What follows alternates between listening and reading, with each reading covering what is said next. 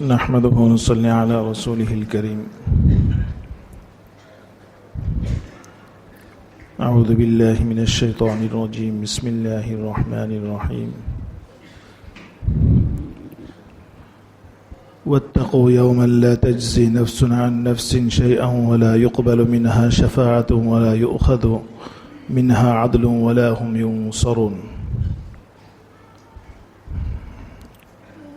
27 নম্বর আয়াতে সূরা বাকারার আল্লাহ তাআলা ইরশাদ করেন 47 নম্বর আয়াত আল্লাহ তাআলা ইরশাদ করেন তোমরা ওই দিনকে ভয় করো যেদিন কোনো ব্যক্তির পক্ষ থেকে কোনো ব্যক্তি যথেষ্ট হবে না, অর্থাৎ কোনো শাফাআত সুপারিশ করতে পারবে না, তার পক্ষ থেকে কোনো বদলাও গৃহীত হবে না এবং তাদের কোনো সাহায্য করা হবে না। অর্থাৎ আল্লাহ তাআলা আমাদেরকে নির্দেশ করছেন যে তোমরা কিয়ামতের দিনের প্রস্তুতি গ্রহণ করো নেক আমলের দ্বারা, ঈমানের দ্বারা, সেটাই তোমাদের পরকালের সঙ্গী হবে।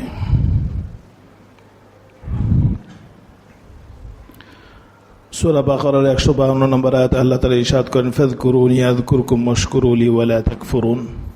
বান্দা তুমি আমাকে স্মরণ করো আমার হুকুমের মাধ্যমে, আমার হুকুম মান্যতার মাধ্যমে আমাকে স্মরণ করো, আমি তোমাকে স্মরণ রাখব অনুগ্রহের মাধ্যমে। তোমরা আমাকে আমার শুকরিয়া আদায় করো, আমার অকৃতজ্ঞ হয়েও না। 153 নম্বর আয়াতে আল্লাহ তাআলা ইরশাদ করেন ইয়া আইয়ুহাল্লাযীনা আমানু ইসতাঈনু বিস-সাবরি ওয়াস-সালাহ ইন্নাল্লাহা মা'আস-সাবিরিন। হে ঈমানদারগণ, তোমরা ধৈর্যের মাধ্যমে এবং নামাজের মাধ্যমে আল্লাহ তাআলার কাছে সাহায্য প্রার্থনা করো। আল্লাহ তাআলা সাহায্যের ওয়াদা করেছেন, সাহায্যের ওয়াদা ধৈর্যের মাধ্যমে এবং নামাজের মাধ্যমে। আমরা অনেক সময় দোয়া করি, কিন্তু নামাজ পড়ি, দোয়া করি, কিন্তু দ্রুততার আশ্রয় নিই যে কই নামাজ তো পড়লাম এখনো আসলো না। আল্লাহ তাআলা প্রথমেই বলেছেন সবর, ধৈর্য এবং সালাতের মাধ্যমে আল্লাহ তাআলার কাছে সাহায্য প্রার্থনা করো। এরপর আবার আল্লাহ তাআলা বলেন ইন্নাল্লাহা মা'আস-সাবিরিন, নিশ্চয় আল্লাহ তাআলা ধৈর্যশীলদের সঙ্গী। আল্লাহ তাআলা ধৈর্যশীলদের সাথে থাকেন, তাদের সঙ্গ হন, তাদেরকে মদদ করেন। ধৈর্যশীল কারা, তাদের পরিচয় আল্লাহ তাআলা বলেছেন। 155 নম্বর আয়াতে আল্লাহ তাআলা বলেন ওয়ালানাবলুওয়ান্নাকুম বিশাইইম মিনাল খাউফি ওয়াল জু'i ওয়া নাকসিম মিনাল আমওয়ালি ওয়াল আনফুসি ওয়াত থামারাত ওয়া বাশশিরিস সাবিরিন। নিশ্চয় আমি তোমাদেরকে যাচাই করব, পরীক্ষা করব ক্ষুধা দ্বারা, ভয় দ্বারা। ওয়া নাকসিম মিনাল আমওয়ালি ওয়াল আনফুসি ওয়াত থামারাত, সম্পদ কম দিয়ে, একটু অনটন দিয়ে, কিংবা তোমাদের সন্তানাদি কম দিয়ে বা না দিয়ে তোমাদেরকে আমি পরীক্ষা করব, তোমরা ঈমানের উপরে কতটুকু মজবুত আছো, আল্লাহ তাআলার উপরে কতটুকু আস্থাশীল রয়েছ। এবং আল্লাহ তাআলা বলেন যে তোমাদেরকে যে পরীক্ষা নিব, এই সময় যারা ধৈর্য ধারণ করবে তাদেরকে সুসংবাদ দান করো। ধৈর্য ধারণ করার ক্ষেত্রে কি বলা হয়েছে? ধৈর্য ধারণকারী কারা? আল্লাযীনা ইযা আসাবাতহুম মুসিবাহ ক্বালু ইন্না লিল্লাহি ওয়া ইন্না ইলাইহি রাজিউন। যখন তাদের কাছে কোনো মুসিবত আসে তো তারা বলে যে ইন্না লিল্লাহি ওয়া ইন্না ইলাইহি রাজিউন, নিশ্চয় আমরা আল্লাহর জন্য এবং তার কাছে আমরা ফিরে যাব। তা আল্লাহর জন্য মানে আল্লাহর জন্য অর্থ হলো যে আল্লাহ তাআলা যে ফয়সালা আমাদের জন্য রেখেছেন সেটা আমরা শিরোধার্য, সেটা আমরা মেনে নিলাম, সেটাকে আমরা গ্রহণ করে নিলাম। এটা ইন্না লিল্লাহির অর্থ। উলাইকা আলাইহিম সালাওয়াতুম মির রাব্বিহিম ওয়া রাহমা।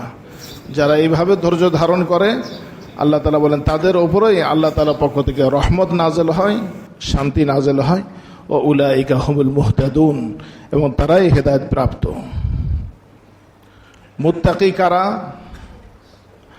177 নম্বর আয়াতে আল্লাহ তাআলা বলেন যে লাইসাল বিররু আন তুওয়াল্লু ওয়ুজুহাকুম কিবালাল মাশরিক ওয়াল মাগরিব।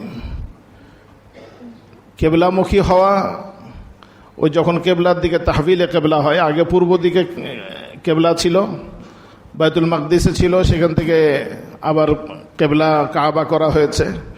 এটা নিয়ে ইহুদিরা বিভিন্ন ধরনের কথাবার্তা বলছিল। আল্লাহ তাআলা সেটার জবাবে বলেন যে মূল বিষয় তো হলো মান্যতা, মূল বিষয় হলো আল্লাহ তাআলা আনুগত্য।